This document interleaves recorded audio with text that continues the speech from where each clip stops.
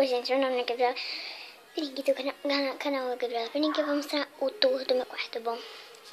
Aqui na porta tem esse quadro, tá escrito Júlia, 3 anos, a caveirinha do Mr. a maçaneta, atrás é normal. Bom, bagunçado, eu tô de pijama, gravando pelo tablet. Juntar aqui. Bom, a cama fica assim, bagunçada. Eu acabei de sair do banho. Meu tablet estava carregando, mas eu pensei em fazer um tour. Bom, aqui na cama tem esse edredom da Minnie. Esse edredom da Minnie. O cobertor da Minnie. O meu é o Tic Tac. Eu fiz tipo um perfuminho com ele. Eu acho que tá. Bom, aí aqui tem sopas da minha irmã, que é minha irmã que tá aqui, o urso dela. Bom, aqui tá meio escuro, então não dá pra ver. Aqui fica o fio. Livros, ali tem. Aqui tem livros. Ó, isso aqui é bem legal. Tem outro livro do casamento real. Eu faço um vídeo lendo outro dia. Tá bom?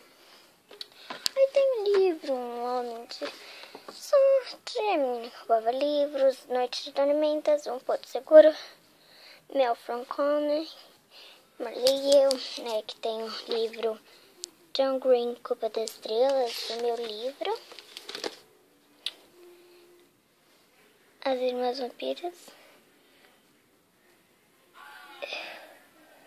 Cadê o morceguinho?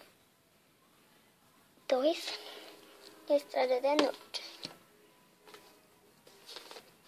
E tem o meu Furby. Tá sem pilha. Aqui tem minhas coisas. Vou colocar minha blusa. Tá frio. E em cima tem a minha cama. Tem meu panda. O jogo. Eu subi aqui pra mostrar. Lindo. Não tá arrumado. Bom, tem uma travesseira. Ali já ficou aqui minha coisinha. E fica as revistas da minha irmã. Do ano retrasado. Aqui fica o guarda-roupa dela.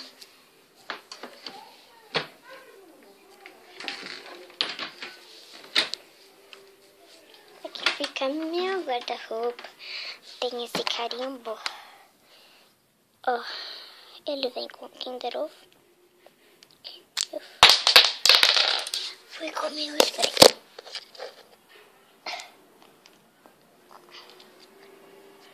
Aqui não tem almoço em casa, então a gente saiu.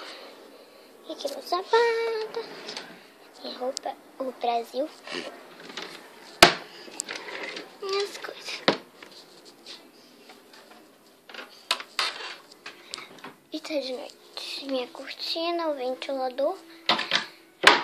E só. Até mais. Cadê?